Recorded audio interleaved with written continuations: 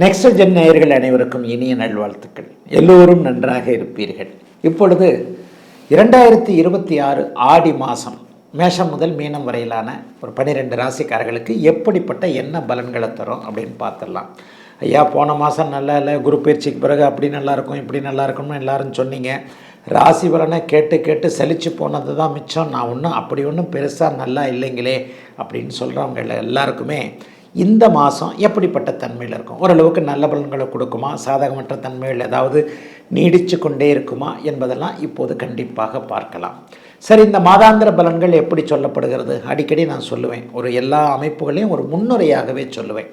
வருட பலன்கள் என்று சொல்லப்படக்கூடிய குரு, சனி, ராகு, கேதுக்கள் அந்தந்த கிரகங்களுடைய ஒரு பெயர்ச்சியை வச்சு சொல்லப்படுகிறது.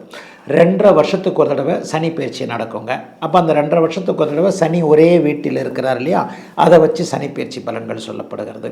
குரு பயிற்சி 12 மாதத்துலேருந்து 13 மாதம் வரைக்கும், ஒரு வருஷத்தில் ஒரு கொஞ்ச நாள் கூட இருக்கும். அப்போ அந்த 12 மாதங்கள்லேருந்து 13 மாதங்கள் வரைக்கும் அந்த குரு பயிற்சியை வச்சு அந்த குரு எங்கே இருக்கிறார் என்பதை வைத்து அந்த ராசிக்கு, உதாரணமாக கன்னிராசிக்காரருக்கு இப்போது லாபஸ்தானம்னு சொல்லப்படக்கூடிய 11ஆம் இடத்துல குரு பகவான் இருக்கிறார். உங்களுக்கு இந்த 11ஆம் இடத்துலேருந்து எங்கெங்கே இடத்தை பார்க்குறார் அப்படின்றத வச்சு அந்த குரு பயிற்சி பலன்களை சொல்லுகிறோம். ஒரு வருடத்திற்கு அந்த பலன்கள் மற்ற கிரகங்களையும் சேர்த்து, ஏன்னா பயிற்சி பலன்கள் அப்படிங்கிறது நவ கிரகங்கள்னு சொல்லப்படக்கூடிய 9 கிரகங்களையும் சேர்த்து வைத்து பலனாக சொல்வது தான். ஆயினும் அது உங்களுடைய பிறந்த ஜாதக தசாபுக்தி அமைப்புகளுக்குள் அடக்கம். இப்போ எப்போவுமே பாருங்கள், ராசி பலனை சொல்கிற மாதிரி எனக்கு ஃபுல்லாக நடந்துடுறது இல்லைன்னு ஒருத்தர் சொல்லுவார், எனக்கு கரெக்டாக நடக்குதுன்னு ஒருத்தர் சொல்லுவார்.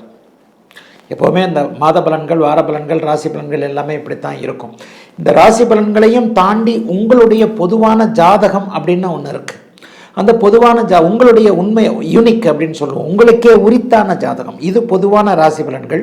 உங்களுக்கே உரித்தான ஒரு ஜாதகத்தில் உங்களுக்கு என்ன தசாபுக்தி அமைப்புகள் நடக்கிறது என்பதை மேட்ச் பண்ணியும் இங்கே பார்க்கலாம். இப்போ நான் குரு பயிற்சியை சொன்னேன், சனி பயிற்சியை சொன்னேன், ராகுகேது பயிற்சி 1.5 வருஷத்துக்கு ஒரு தடவை நடக்கும். அந்த 1.5 வருஷம் அந்த இடத்துல இருக்கிறதுனால உண்டான பாதிப்புகள் இல்லாத சாதக பாதகங்களை வச்சு அந்த பயிற்சி சொல்லப்படுகிறது. மாத பயிற்சி அப்படிங்கிறது சூரியனுடைய இயக்கங்க. ஒவ்வொரு மாதமும் சூரியன் எந்த இடத்துல இருக்கிறார்ன்றதை வச்சு தான் இந்த மாத பயிற்சி. அதுவும் தமிழ் மாத பயிற்சி அப்படித்தாங்க. ஆடி மாதம் முழுக்க சூரியன் கடக வீட்டில் இருப்பார். ஆடி மாதம் முழுக்க சூரியன் கடக வீட்டில் இருப்பார். அந்த 30 நாளும் இப்போ நான் பேச போகிற ஆடி மாத பலன்கள் கடகத்தோடு சூரியன் சுபத்துவமாக இருக்கக்கூடிய தன்மை மிகப்பெரிய யோகம். இதில் என்ன ஒரு பலன் இருக்கும் அப்படின்னு சொன்னால், உங்கள் பிறந்த ஜாதக அமைப்பின்படி சூரிய தசை நடந்து கொண்டிருப்பவர்கள், சூரிய புக்தி நடந்து கொண்டிருப்பவர்கள், இவர்கள் எல்லாருக்குமே இந்த ஒரு மாதம் டாப்பாக இருக்குங்க. ஏன்னா சூரியன் குருவை அஸ்தங்கப்படுத்தி சுபத்தன்மையோடு இருக்கின்ற காரணத்தினால் சூரிய அந்தரம் நடந்து கொண்டிருப்பவர்களுக்கு கூட இப்படித்தான் இந்த பிறந்த ஜாதக பலன்களை அப்படியே மேட்ச் பண்ணி பார்க்கணும். கடகத்தில் இருக்கிறார் சூரியன், ஏற்கனவே இருக்கக்கூடிய உச்சகுருவோடு இணைய போகிறார். உச்சகுருவை அஸ்தங்கப்படுத்தி தான் சுபத்துவம் ஆக போகின்ற இந்த அமைப்பு யார் யாருக்கெல்லாம் சூரிய தசை நடக்கிறதோ, சூரிய புக்தி நடக்கிறதோ, அவர்கள் சூரிய அந்தரம் நடக்கிறதோ, அவர்கள் எல்லாருக்குமே இந்த ஆடி மாதம் பெரிய அளவில் நன்மைகளை கொடுக்குங்க. சரி, இந்த மாதத்தில் ஏதாவது பெரிய அளவில் பெயர்ச்சிகள் இருக்கா அப்படின்னு பார்த்தீங்கன்னா, ஆமாங்க. அதாவது ஆடி மாதத்தின் நடுப்பகுதியில் 16, 17ஆம் தேதிகளைப் போல இப்போது இருக்கக்கூடிய சிம்மத்தில் இருக்கக்கூடிய சுக்கிரன் நீச்சத்தை அடைகிறார். ஆடி மாத நடுப்பகுதி ஆகஸ்ட் மாதம் 1ஆம் தேதியாக இருக்கும். ஆகஸ்ட் மாதம் 1ஆம் தேதிக்கு பிறகு அப்படியே ஒரு நீச்சம் என்கின்ற ஒரு அமைப்பை அடைகிறார். அதை போலவே 2ஆம் தேதி பார்த்திங்கன்னா செவ்வாய் இப்போது இருக்கக்கூடிய அந்த ரிஷப வீட்டிலிருந்து மிதுன வீட்டிற்கு மாறுகிறார். புதனும் கூட ஆடி மாதம் 3ஆவது வாரத்தில் அப்படியே சூரியனோடும் குருவோடும் சேரக்கூடிய அமைப்புகள் இருக்குங்க. இதுதான் மாதாந்திர முக்கிய பலன்கள்.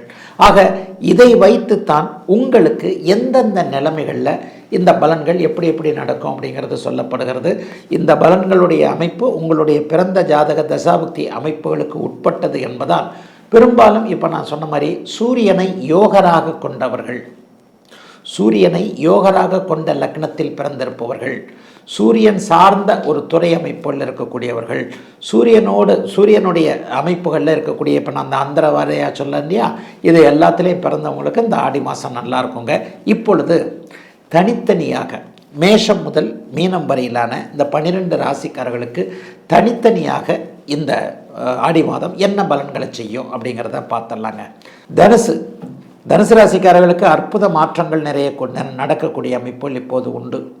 உண்மையை சொல்லப்போனால் மாதத்தின் முதல் 15 நாட்கள், ஆடி மாதத்தின் 15 நாட்கள் 6ஆம் இடத்தில் செவ்வாய் இருப்பது கடனை விளக்கக்கூடிய அமைப்பு, எதிரியை விளக்கக்கூடிய அமைப்பு, நோயை விளக்கக்கூடிய அமைப்பு. ஐயா, இதில் 3ல் ஏதோ ஒன்று இருக்கிறவங்கெல்லாம் முதல் 15 நாட்களுக்கு கொஞ்சம் சந்தோஷமாக இருக்க போகிறீங்க. தானே எதிரி மாறக்கூடிய அமைப்பு, தானே கடனை அடைப்பதற்கான, கடன் அடைக்கணும்னா காசு பணம் தான் வரணும். கடன்லாம் யாரும் தள்ளுபடி பண்ண மாட்டாங்க.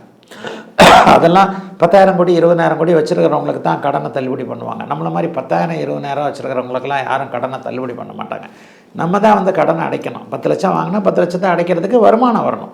அப்போ அந்த வருமானங்கள் வரக்கூடிய அமைப்புகள் இப்போது கண்டிப்பாக அத்தனை நிலைமைகளிலும் வருமானம் வரக்கூடிய அமைப்பு உண்மையிலேயே பெரிய அளவில் நல்லா இருக்குதுங்க. எதையும் சாதிக்கக்கூடிய நிலைமைகள் இப்போது அப்படியே துலாம் தனுசு ராசிக்காரர்கள் எல்லோருக்குமே கண்டிப்பாக வருகிறது.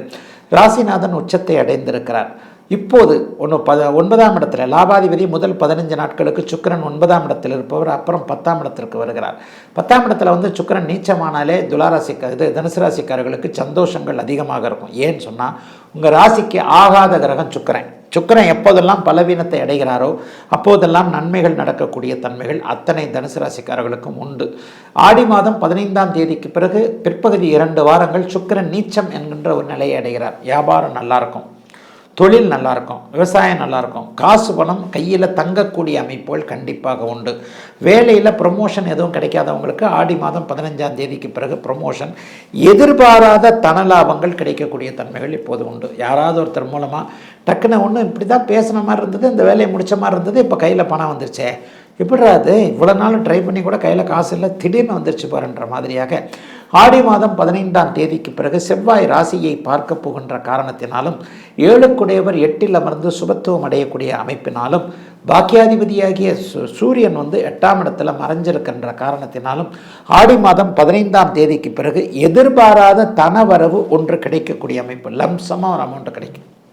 அவங்கவுங்க ஜாதகத்தை விசேஷத்திற்கு ஏற்ப ஒருத்தருக்கு 10 லட்சம் கிடைக்கும், ஒருத்தருக்கு 10,000 கிடைக்கும், ஒருத்தருக்கு 1 லட்சம் கிடைக்கும், ஒருத்தருக்கு 50,000 கிடைக்கும். ஆனால் ஒரு லம்சமான ஒரு அமௌண்ட்டு ஆடி மாதம் 15ஆம் தேதிக்கு பிறகு 6, 8, 12 போன்ற தொடர்புகள் ஏற்படக்கூடிய அந்த அமைப்பும் சுக்கிரன் 10ஆம் இடத்தில் நீச்சமாகக்கூடிய அமைப்பும் தனுசு ராசிக்காரர்களுக்கு ஒரு கொடுப்பினையாக இருக்கக்கூடிய அமைப்புகள் கண்டிப்பாக உண்டுங்க. அடிக்கடி பயணம் போவீங்க, நிறைய பேர் ஃப்ளைட்டில் போக ஆரம்பிங்க. இப்போல்லாம் சரியாக வராதுங்க, காரில் போய் இப்போ ஒரு மாதிரி ஆகிப்போச்சு உடம்பு, நேராக ஃப்ளைட்டில் போயிடுறேன்ற மாதிரியாக அங்கே ஃப்ளைட்டு போன்ற அந்த அமைப்புகள்லாம் கண்டிப்பாக இப்போது இருக்குங்க.